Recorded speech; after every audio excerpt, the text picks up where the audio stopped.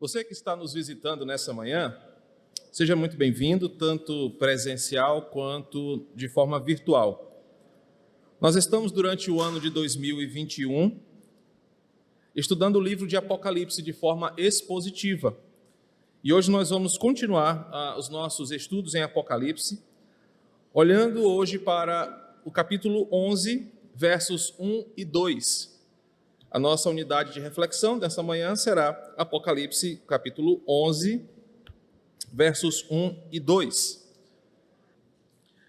Foi-me dado um caniço semelhante a uma vara, e também foi-me dito: dispõe-te e mede o santuário de Deus, o seu altar e os que nele adoram.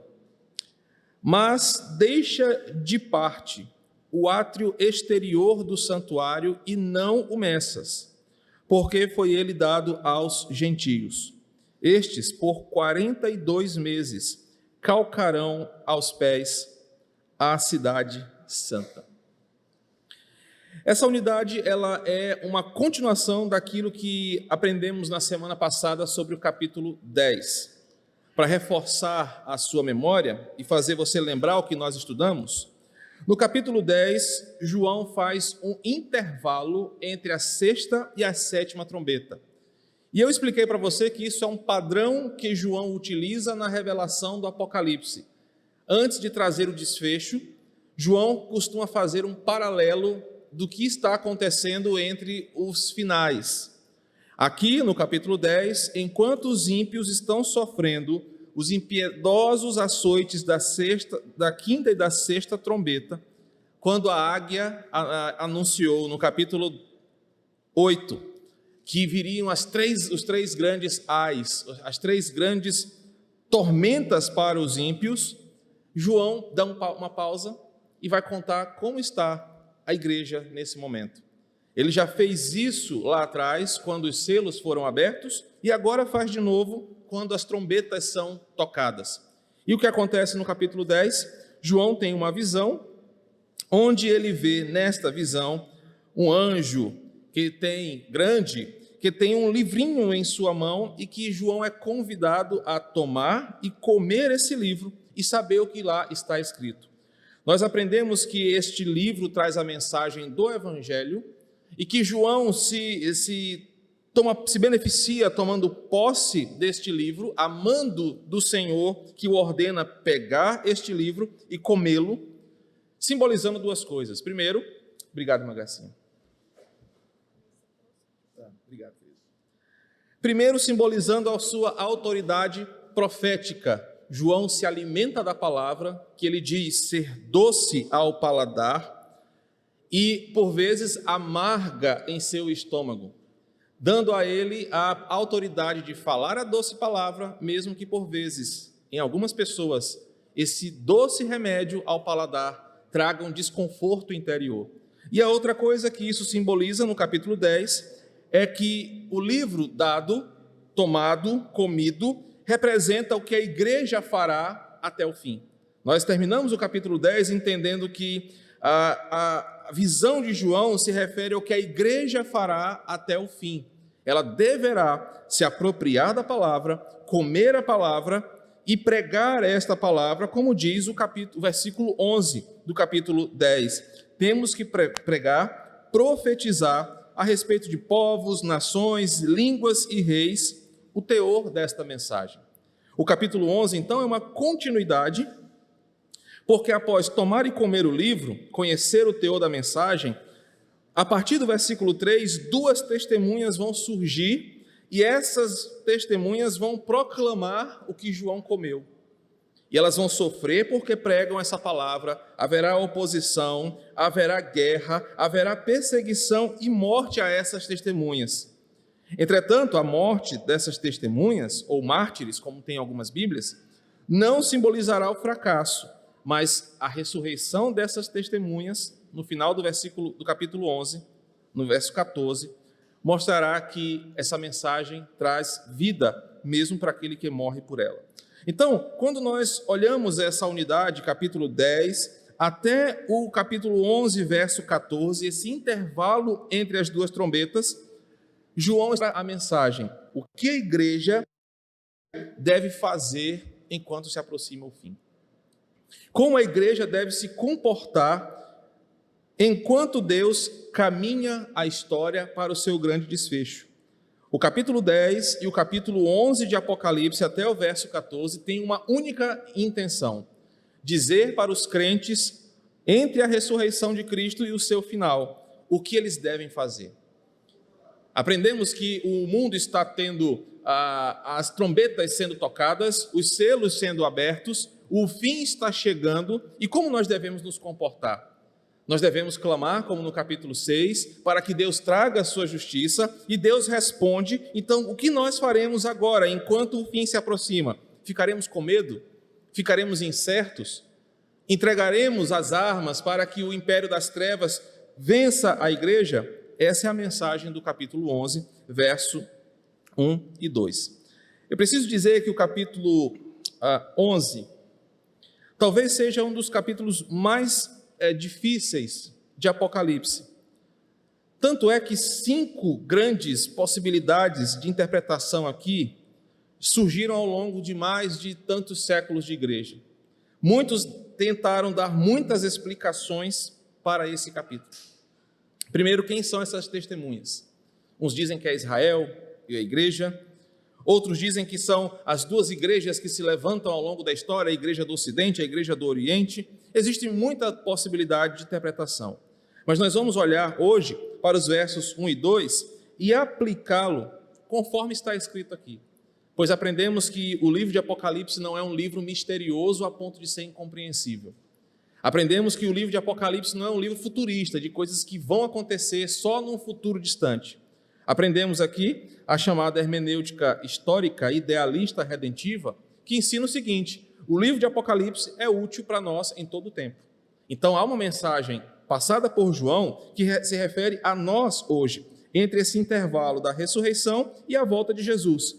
E é isso que nós vamos ver nessa manhã. Observe comigo que o versículo 1 traz a seguinte mensagem: foi-me dado um caniço semelhante a uma vara, e também me foi dito: dispõe-te e mede o santuário de Deus, o seu altar e os que naquele adoram. João recebe uma vara para medir.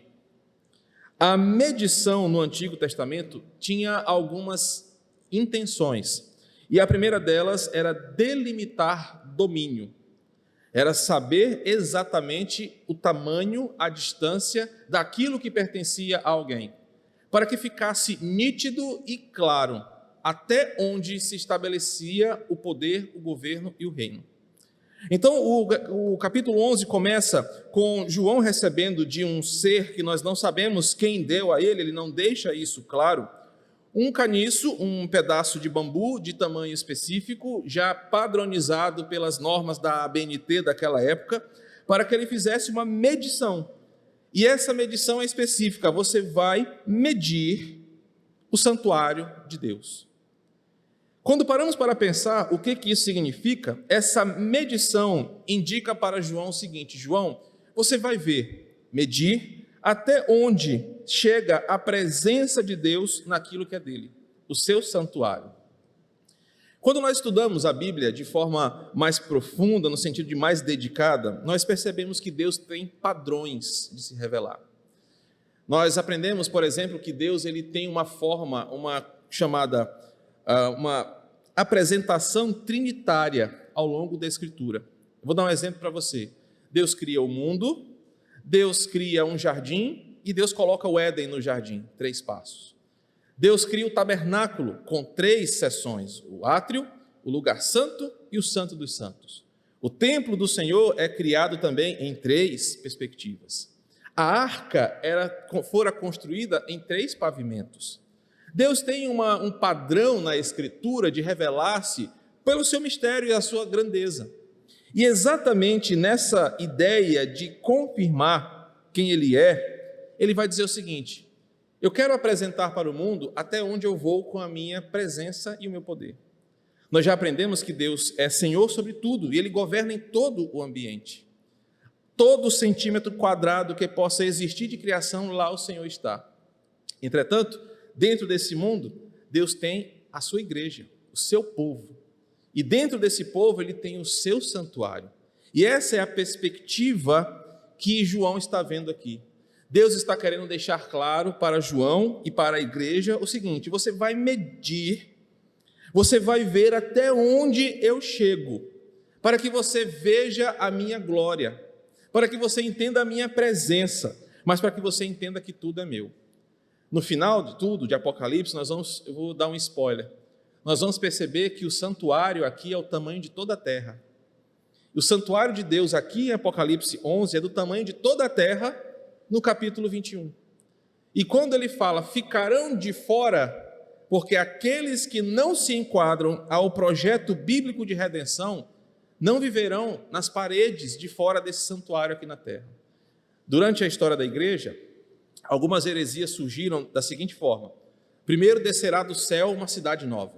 E essa cidade nova descerá, ela tem um tamanho pequeno, são apenas 144 metros quadrados, 1.000 metros quadrados, e que ficarão de fora os ímpios. Mas nós vamos aprender que quando Deus fizer nova todas as coisas, o pecado não terá espaço na presença do Senhor. Então não existirá uma eternidade aqui na terra, como muitos imaginam, que nos muros de dentro estarão os santos e que do lado de fora desse muro os ímpios. A Bíblia fala que o inferno está reservado para os ímpios, o diabo e os seus anjos. Esse santuário apresentado por João aqui é toda a terra. E nesse intervalo entre a ressurreição e a volta de Cristo, João está medindo esse santuário, significando a presença de Deus na terra, mesmo que com todas essas aflições. Isso traz para o ímpio e para o crente uma certeza. Mesmo com todas as tragédias que nós temos visto, terremotos, vírus e tudo que está acontecendo, quando João mediu o santuário de Deus, ele está assegurando que Deus está em todos os lugares daquilo que é dele. Por isso, até mesmo no mais longínquo lugar, quando alguém movido pelo Espírito Santo ora a Deus, lá Deus estará. Lembra do Salmo? Eleva os meus olhos para o monte, meu socorro vem do Senhor. Se for ao mais profundo abismo, lá tu estarás. Se subir na mais alta montanha, lá também tu estarás. João está assegurando para a igreja da seguinte forma: aqui no Quatraque, ou no tão longínquo Maiobão, lá Deus está, porque lá é parte do seu reino. Entretanto, nós vamos aprender uma coisa interessante hoje. Quando João é ordenado a medir o santuário, ele mede o santuário, o altar e no versículo 2, o átrio exterior. Quando João escreve Apocalipse, não existe mais o templo, já foi destruído. Os romanos já destruíram Jerusalém, não existe mais pedra sobre pedra do templo de Herodes. Mas João está vendo um templo espiritual, terrestre, claro, ele está contemplando alguma coisa que não era daquele momento, mas que serve os mesmos padrões. O átrio exterior, que na nossa igreja é como se fosse essa parte de fora da nave aqui, onde lá os não-judeus poderiam ficar transitando caso fossem receber a dádiva de oração, fosse fazer os seus negócios, poderiam transitar. Era chamado também de o pátio dos gentios na época de Jesus. Ali ainda era santuário, como é aqui na igreja. O estacionamento é a igreja, mas é diferente desta nave aqui. E esta nave é dividida historicamente em dois aspectos: o templo e o púlpito. De novo, essa projeção trinitária aparece aqui. Deus está na habitação do ímpio. Deus está onde o ímpio transita. Deus permite que o ímpio ande em sua presença. O que João está dizendo para a igreja é o seguinte: os ímpios provarão de uma misericórdia do Senhor, porque eles estarão no santuário de Deus, naquilo que é dele. Transitarão entre os santos, mas eles não entrarão no templo.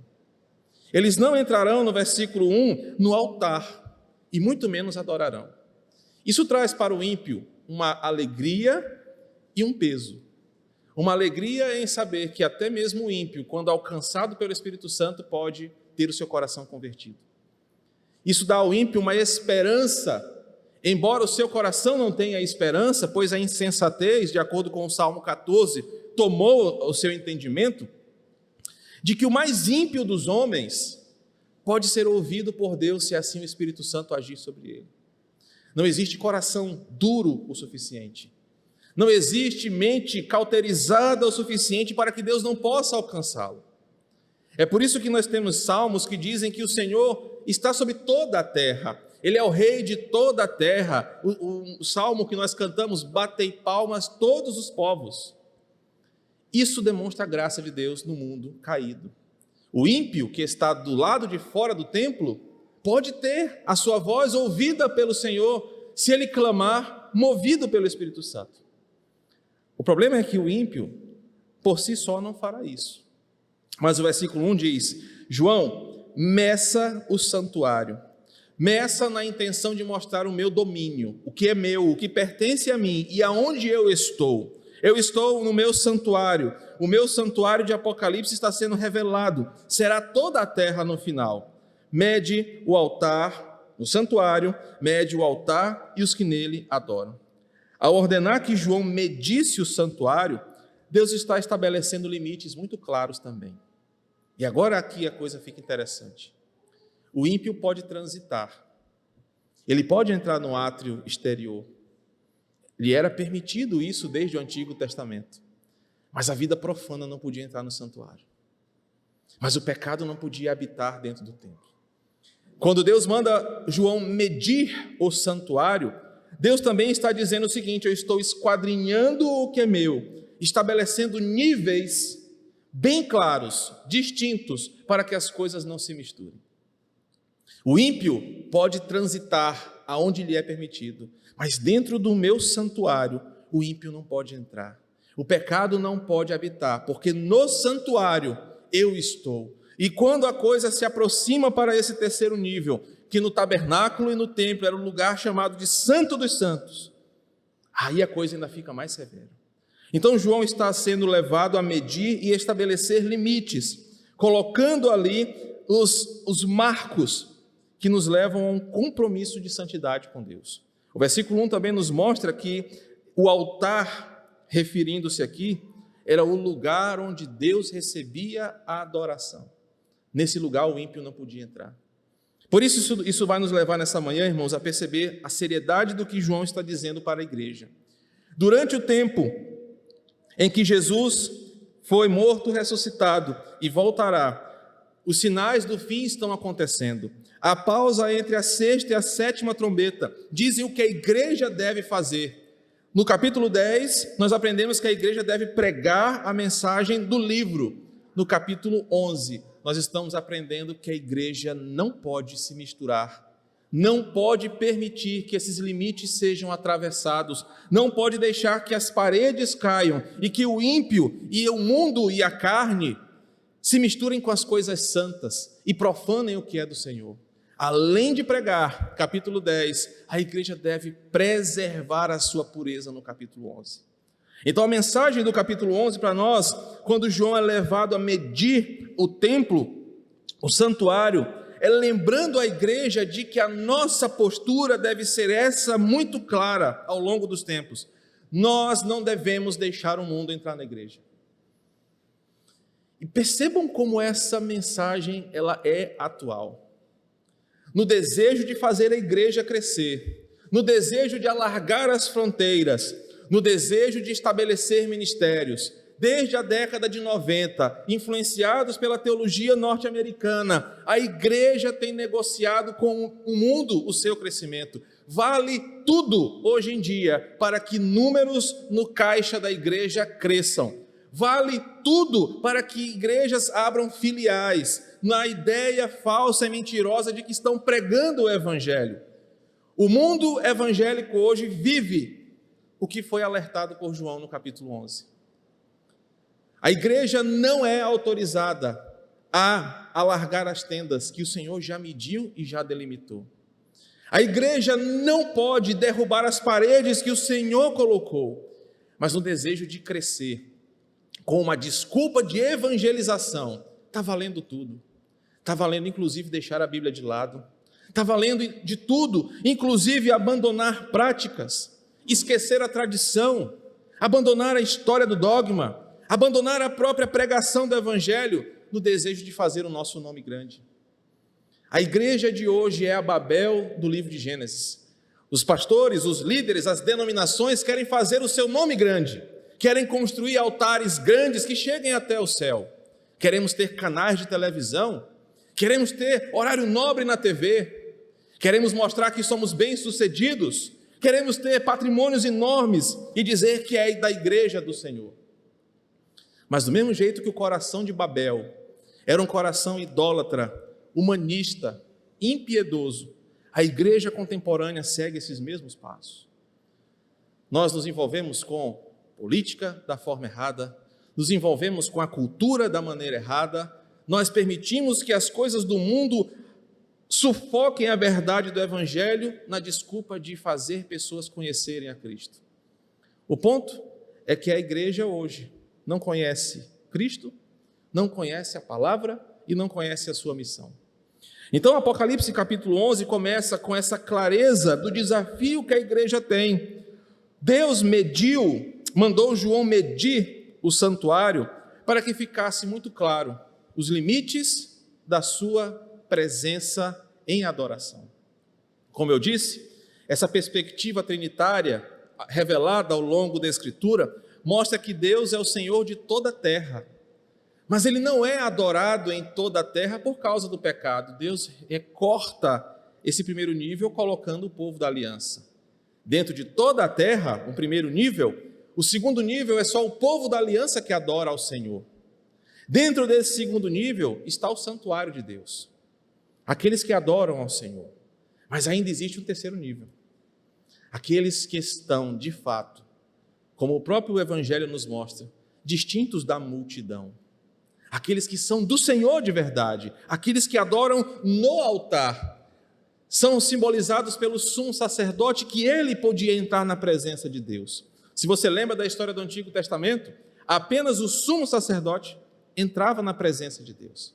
O gentio chegava no átrio exterior, ou o judeu comum chegava no átrio exterior e oferecia o seu sacrifício. O sacerdote pegava lá o bode, o cabrito e levava, oferecia, fazia todo o ritual de purificação, oferecia no altar, aspergia o sangue sobre o pecador e ele ia embora, mas não entrava no templo.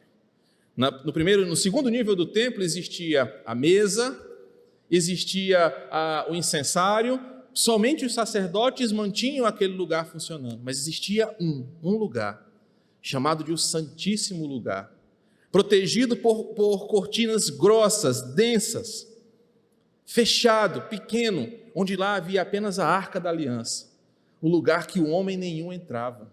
Só entrava uma vez por ano. E para entrar naquele lugar era feito um longo processo de purificação pelos seus pecados. E naquele lugar, quando aquele homem entrava, coberto por uma densa fumaça, ele não conseguia ver o Senhor, mas sabia que ele estava lá. Aqui João está dizendo a mesma coisa. O átrio está aberto para o gentio transitar, mas o santuário, que está medido no versículo 1, é o povo da aliança. Mas infelizmente, dentro desse povo da aliança, existem níveis de compromisso com o Senhor. Existem aqueles que amam o Senhor de verdade. Existem aqueles que estão buscando em Deus uma vida com Ele, porque entenderam que só o Evangelho muda a sua vida. Mas existem aqueles, eu estou aqui porque meu marido me obriga a vir, porque meu pai disse que se eu ficar em casa eu não vou mexer no Free Fire, então eu vou ter que ir para a igreja mesmo. Eu vou para a igreja porque eu não quero ficar sozinho em casa, eu tenho medo, eu moro aqui no Quatraque, é perigoso para caramba, então eu não vou ficar sozinho em casa. Existem aqueles que vêm, nada pessoal, tá, gente? Só um exemplo, para tocar, né? Nada pessoal, né? Aqueles que vêm só para estar aqui. Aqueles que, se acontecer alguma coisa, a primeira coisa que fazem é sair da igreja. O pastor não me deu bom dia. Não, de novo, o pastor só fala a mesma coisa. Não quero ir para a igreja, não. Esses estão no santuário, fazem parte do povo do pacto, mas Hebreus fala que eles correm um grande risco, Hebreus capítulo 6. Quando o coração deles esfria, apostata, eles cometem um pecado imperdoável, não há quem os perdoe. Esses correm um sério risco de, embora estarem medidos nunca foram do Senhor. Eles estão com eles, provam da graça, foram chamados como o povo do pacto foi em Êxodo capítulo 12, saíram junto com os salvos, mas infelizmente o seu coração nunca foi salvo. E agora João está medindo o altar, o santuário de Deus, dizendo: esse aqui é o meu limite, aqui eu sou adorado. Embora eu esteja num bar sendo profanado pelos ímpios, embora eu esteja num prostíbulo sendo profanado por aqueles impuros, embora eu esteja nos lugares onde o pecado transborda no mundo, porque tudo é meu, existe um lugar onde eu sou adorado, o santuário. E nesse lugar eu devo ser adorado. Mas nesse santuário existe um outro nível, o altar. O altar representando o lugar onde Deus ensina, é adorado, mas também o lugar onde Ele governa. E nesse lugar é a adoração que flui. Observe o final do versículo 1. Meça o santuário, e dentro desse santuário o altar, e os que naquele adoram. A coisa fica mais pesada na missão da igreja, porque ao longo dos anos, a igreja foi tentada a abrir as portas do santuário para que os ímpios entrassem do jeito que estão. Chegamos até a cantar, e graças a Deus nós não cantamos mais isso aqui na igreja: venha como estás para adorá-lo. Vem assim como estás para adorá-lo. Você está convidando o ímpio a um suicídio espiritual. Você está convidando o ímpio para que ele morra na presença do Senhor.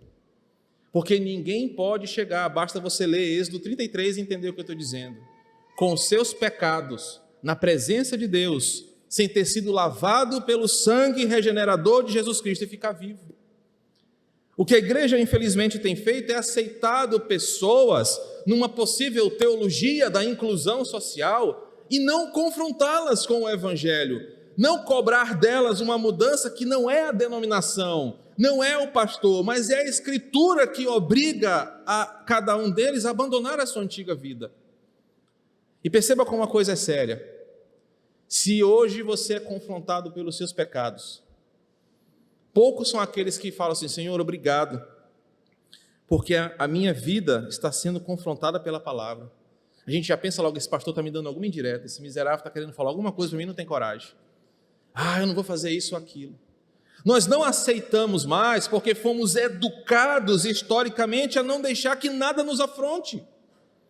Só que os muros do santuário sendo medidos significa o seguinte: para você entrar, não é do seu jeito, não é como você quer, não é como você pensa, porque tem uma história que está registrada no Antigo Testamento para nos lembrar isso.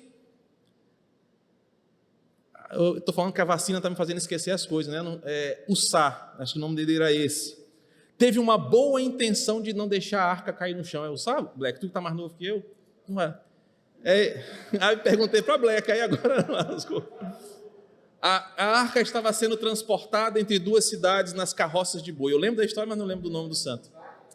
Era Uzá. E a arca passou em cima de uma pedra, resvalou na estrada e ia cair. Uzá foi lá colocar a mão para não deixar a arca cair. Sabe aquela expressão de boa intenção, o inferno está cheio? Foi o que aconteceu com ele. Meus irmãos, por que essa história está registrada lá?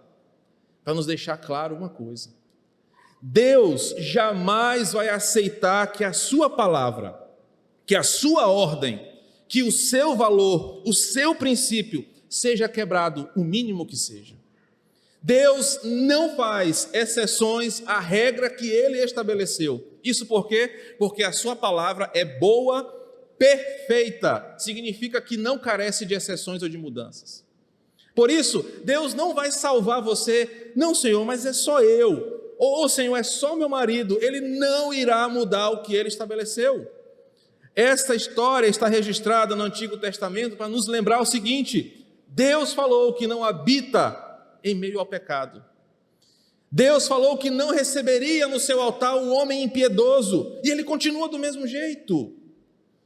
Mas a gente acha que o Jesus hoje, que o Cristo de hoje, ele usou muito LSD na década de 60, na época do hippie, paz e amor, e está aceitando tudo. Então você pode subir com a homossexualidade no palco, cantar, pregar, se chamar de pastor ou pastora, como a gente estava conversando agora há pouco, Nixon, e achar que Deus está aceitando isso. E hoje, pregar isso na internet dá cadeia. Seremos presos, seremos torturados. O texto mostra isso para nós. É a lição da semana que vem. Mas Deus não mudará a sua norma, porque a cultura está se prostituindo. Deus não mudará o seu padrão, porque eu e você achamos que essa é uma mensagem antiga, ultrapassada. Por que o templo era cada vez menor nessa composição trinitária? Para lembrar o seguinte: o mundo é grande, os de Deus são menos ainda, mas os santos são uma parcela ainda menor. Queridos, e Apocalipse 11, versículo 1, nos ensina que Deus mede, estabelece os níveis, embora Ele seja o Deus daquela multidão inumerável do capítulo 7, não entrará ninguém que não se adeque ao que Ele estabeleceu. Pastor, como é que eu devo receber isso nessa manhã? Da seguinte forma: querido, não dá para viver no santuário de Deus do jeito que você quer, mas é do jeito que Deus estabeleceu. Isso vai levar você a duas coisas: força de vontade. Você tem que fazer morrer a sua natureza terrena. Colossenses capítulo 3. Deixa eu dizer, você não vai ter vontade de orar, eu não tenho. Você não vai ter vontade de ler a Bíblia, eu não tenho. Você não vai ter vontade de fazer as coisas de Deus, porque eu também não tenho. Mas Paulo diz que todos os dias ele luta contra o seu homem interior. Ele chega a dizer: miserável homem que sou. Porque para viver no santuário de Deus exige força de vontade. É você acordar todos os dias e falar assim: hoje eu vou ser mais crente do que eu fui ontem. Hoje eu vou escolher fazer a vontade de Deus e não a minha vontade. Hoje eu vou perseverar na fé. Mas aí o teu homem natural vai dizer: que nada, senhor, para de besteira, isso não vai dar em lugar nenhum. Olha aí como é que está passando um filme bacana no Netflix. Que lê a Bíblia, senhor, bota aí uma sofrência aí para tu fazer as coisas do teu dia a dia. Que orar, senhor, vai perder teu tempo. Vai trabalhar, produzir, produtividade é a palavra da época. Você escolhe pela força de vontade. Essa é a primeira coisa. A segunda coisa é você não abandona o Senhor por nada. Porque o mínimo de espaço que você dá para a sua carne, ela vai dizer para você fazer o que ela quer. Viver no santuário de Deus exige, então, força de vontade. Exige compromisso com o Senhor. O ímpio está transitando no átrio externo, mas ele não pode entrar.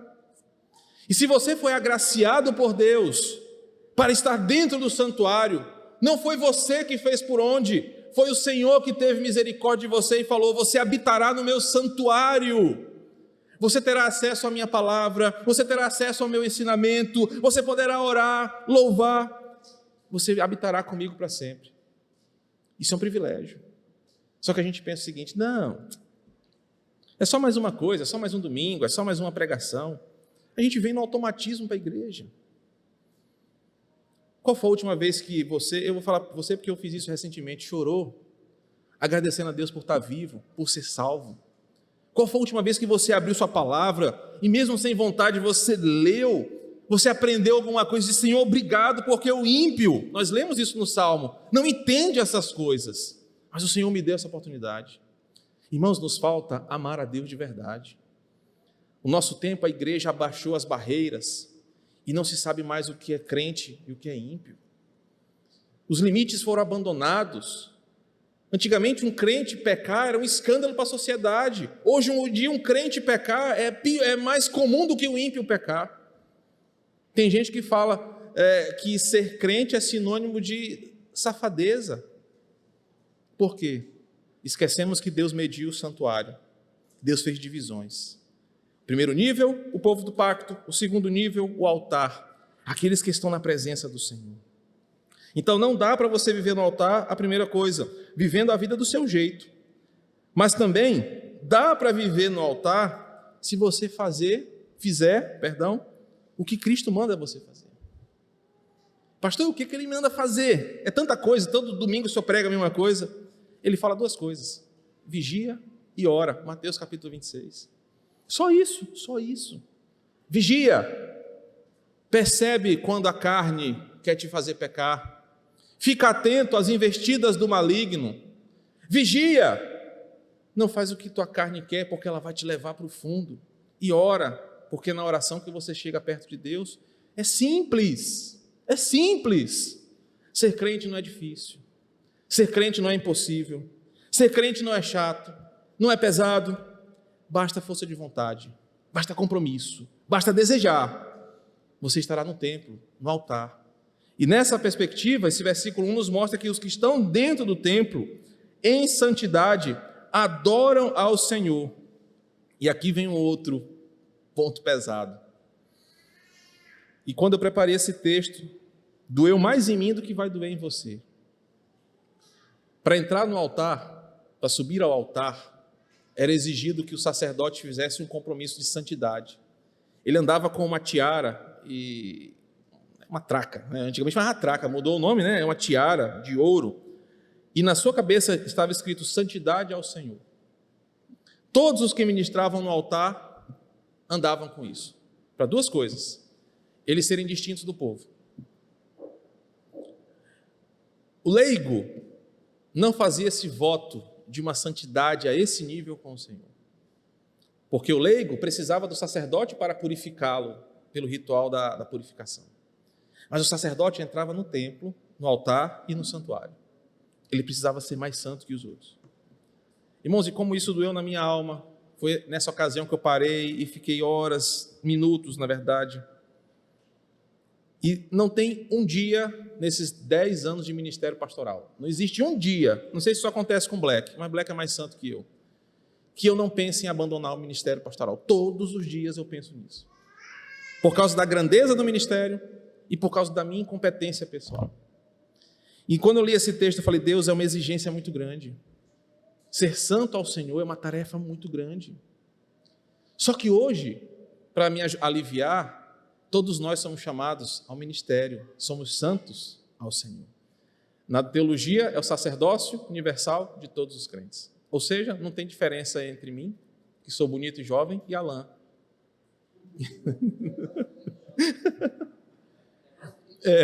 Segundo ele, não é mais bonito e jovem. Que fique registrado isso. Mas sabe o que isso significa, irmão? Nós queremos que Deus fale conosco. Nós queremos que Deus responda a nossa oração. Nós queremos que Deus cure o nosso coração, a nossa alma. Mas somos profanos. E sabe o que acontecia com os profanos?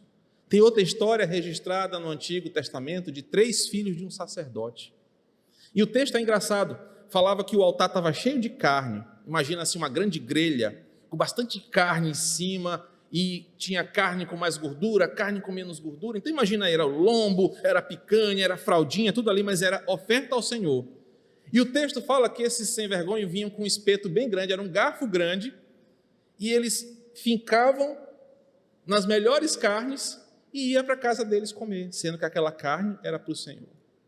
Você conhece essa história? Os 3 filhos de Eli. Eram ministros com coração corrupto. Se eu tivesse num contexto de falando para pastores, a coisa ia ser mais pesada. Porque existem pastores que são iguais a esses filhos de Eli. Vivem com os espetos grandes no seu bolso, querendo tirar o que é do Senhor para si. Mas existe muito crente que é desse jeito. Sabe quando você olha para o que não é seu, e eu estou falando do dízimo ao Senhor, e você vai com o seu espeto grande e tchau, e usa para si? Sabe quando Deus fala assim, olha, esse tempo é meu, para você falar comigo, para você ler a palavra, para você contemplar a criação, e você, não, eu vou usar, é para fazer A, B ou C, e deixa Deus de lado. Você está profanando a santidade ao Senhor. Você está profanando a vida no altar. João estabeleceu, versículo 1, que Deus mediria não apenas a estrutura, mas mediria pessoas. Caramba, e como isso é pesado para a gente. Saber que Deus está medindo você. E a medição, de novo, é para dizer o seguinte, eu estou com você, a minha presença está com você, mas medir você significa eu estabeleço os limites, e não você. Os limites no teu corpo, os limites no teu pensamento, os limites nas tuas vontades, é o Senhor que estabelece. Nós não somos senhores sobre nós. O Senhor é que governa e mede os que são dele. Ser crente não é difícil, mas exige responsabilidade. Porque quando você peca, você está indo além do limite que Deus estabeleceu. E depois você quer vir no altar. Depois você quer adorar. Depois você quer que Deus receba a tua adoração e mais, Ele te abençoe. Mas você vive uma vida profana. E no fim, olha o versículo 2, vai revelar uma verdade. Aprendemos então no versículo 1, que Deus exige que João meça o santuário, a terra, a presença do Senhor, mas que meça o altar e aqueles que habitam nesse altar e adoram nesse altar. Deus está em toda a terra, mas é adorado pelo seu povo e Ele exige do seu povo um compromisso. Essa projeção trinitária que eu apresentei para vocês. Nessa projeção, apenas o povo de Deus é medido. Medido aqui, selado. Medido. Não os profanos, versículo 2, mas deixa de parte o átrio exterior do santuário. O átrio exterior é santuário. O mundo é do Senhor. Ele está nesses lugares, porém sendo profanado, mas Ele está lá. Ele está nos piores cenários, Ele está lá, porém não está sendo adorado, mas Ele está lá, porque o átrio exterior é santuário. Não meças, porque ele foi dado aos gentios. Os que estão fora não são medidos, porque o seu fim é a condenação e não a proteção. E esse é o perigo para você que me ouve, para você que está aqui. Se você transita apenas no átrio exterior e está satisfeito com essa vida, você é o mais miserável dos homens, porque você vai para o inferno, vai padecer a eternidade inteira e não aproveitou a vida aqui com Deus. Por quê? Força de vontade, compromisso, vigilância, oração, amor à palavra faltaram ao seu coração. O átrio exterior não vai ser medido porque esse lugar, essa última parte do versículo 2, é um lugar onde os ímpios calcarão aos pés por 42 meses. O que isso quer dizer? Primeiro que nós sabemos que a lente aqui é simbólica, eu já expliquei isso na aula passada, né? O anjo que João viu não era de verdade um anjo do pé de feijão lá da historinha lá, é uma visão simbólica. Então ele continua nessa visão simbólica. E ele está usando uma referência de tempo que também é uma simbologia. 42 meses, que são exatamente 3 anos e meio, era uma medida de tempo comum naquela época para o povo da aliança, que significava o tempo que o povo viu o juízo de Elias sendo cumprido, ou uma citação aos 42 anos que o povo de Israel peregrinou no deserto. Então, 42 meses não é literal, mas é uma unidade de tempo que eles entendiam no meio teológico. Quando falavam de 42 meses, ou 3 anos e meio, era a ideia de eventos completos, do início ao fim. Na teologia, ressurreição e volta de Cristo.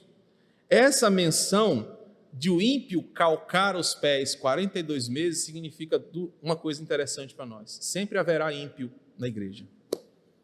Sempre haverá o ímpio transitando na igreja. Por isso vem os escândalos. Por isso Jesus falou, olha, lembra da parábola do trigo e do joio? Deixa ele aí. Não vai tentar tirar. Ele parece até o ímpio. Usa a camisa do Flamengo, vai para a igreja e tal. Não, deixa ele aí. Sempre vai ter ímpio. Isso nos leva a vigiar nossa vida, orar por nós, mas também orar pela nossa igreja. Conversando com um pastor amigo essa semana, que está passando por um grave problema na igreja dele, eu falei, irmão, eu louvo a Deus porque a igreja do Quatraque me dá poucos cabelos brancos. Nós temos uma igreja, na maior parte, madura. Tem um problema aqui e acolá, tem uma situação que tem que intervir de forma mais enérgica, um ou outro que insiste em não se converter, existem uns que o inimigo colocou para perturbar o pastor, isso é normal, está aqui na Bíblia. Mas a gente vive uma vida tranquila.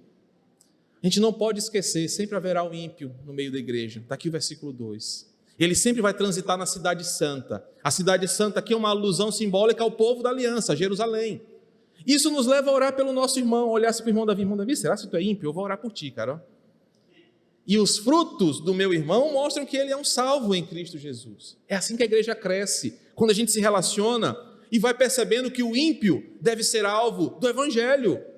Se você ler Mateus 18, você vai perceber que o gentio lá, que mostrou que não é crente, não é para ele ser expulso da igreja, mas a disciplina tem como propósito, versículo 15, ganhar o irmão. Então, se nós temos na nossa igreja, na nossa relação, alguém que vive de forma impiedosa, ele já está condenado, mas ele deve ser alvo da minha evangelização, da minha oração. Por isso que no processo da disciplina eclesiástica, nós vamos fazendo tudo para que a pessoa seja restaurada. E nós temos casos aqui nessa igreja, de pessoas que pela disciplina foram restauradas, mas outros que disseram, não, a disciplina só revelou como eu sou um gentio, e não quero papo com a igreja.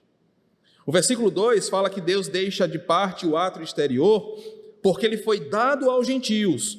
É a porção deles para no final não terem desculpas. O versículo 2 me ensina uma verdade importante: ninguém na face da terra poderá dizer no dia do juízo, Senhor, mas eu não tive oportunidade. Senhor, eu não tive como.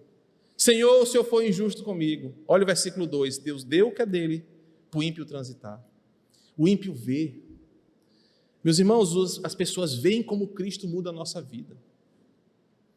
As pessoas veem como Cristo muda o nosso coração. Pode não mudar a aparência. Você era feio, você continua sendo feio, mas agora é um feio salvo. Glória a Deus. Não é não, Daniel? Aí, ó. Mas Deus muda e o ímpio vê. Tanto é que tem muito cabra torto por aí que fala assim, rapaz, olha, eu quero que minha mulher eduque meus filhos na igreja. Aí ele mesmo não vai. No dia do juízo, ele será indesculpável. Você provou, você viu, você transitou pelo ato exterior, mas o seu coração condenado e aprisionado pelo pecado e a sua mente cauterizada não permitiram que você desse o passo a mais, porque você amou mais o mundo, porque você achou que era vergonhoso nos teus amigos de trabalho você falar, agora eu sou crente, eu não faço mais isso, eu não faço mais aquilo, não, eu não sou mais o mesmo, porque você ficou preocupado com a zombaria dos seus colegas do futebol, sei lá, do jogo de dama, do seu trabalho. Você amou mais o mundo do que ao Senhor. O versículo 2 mostra que o ímpio será indesculpável, porque ele viu, passeou na cidade santa, mas não entrou no santuário. Para concluir, eu só quero alertar que esta unidade nos ensina como nós devemos viver até a volta de Cristo. Primeiro, respeitando os limites. Segundo, com os compromissos exigidos para habitar dentro do templo. Terceiro, lembrando que durante todo o tempo entre a vinda de Jesus, a primeira vinda e a sua volta, nós deveremos viver aquilo que Deus estabeleceu e não o que nós queremos. Por isso é que pastores devem pregar o mesmo evangelho. Não precisamos inventar moda. Irmãos, o dia em que o desejo por crescimento numérico for maior do que crescimento espiritual no coração de um ministro, ele se corrompeu. No dia que o desejo de uma igreja for ter saldo, patrimônio, placa, lembraremos dessa citação de Babel, nós nos corrompemos.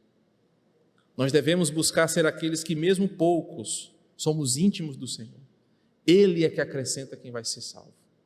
O nosso desejo, o nosso papel, é força de vontade, compromisso com a palavra, vigilância, oração e desfrutar da bênção que é estar na casa do Senhor.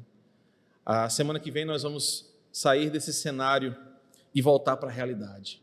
Nós vamos aprender sobre como essas duas testemunhas, elas serão perseguidas, porque o mundo não quer que a igreja exista, e o mundo tem feito certinho. O mundo tem acabado com a igreja na perseguição física, na perseguição cultural, na perseguição ideológica, e muitas igrejas estão abertas com placas, mas não são mais de Cristo. Domingo que vem, o texto do capítulo 11 nos provocará a saber que tipo de igreja nós seremos até a volta de Cristo. Vamos orar? Senhor, que a Tua palavra hoje ensinada provoque em nós admiração pela nossa vocação. Obrigado, Senhor, porque somos aqueles que transitam na Tua casa. O Senhor nos tirou do império das trevas e nos transportou para o teu reino de amor.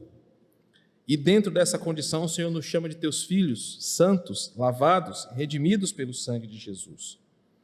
Nesta condição, Senhor, louvamos a Ti, porque não merecíamos, mas o Senhor nos agraciou. E uma vez sendo Teu povo, nós queremos viver de acordo com a Tua palavra, de acordo com as Tuas leis, lutando contra as investidas do maligno que tanto tentam corromper a pureza do Evangelho.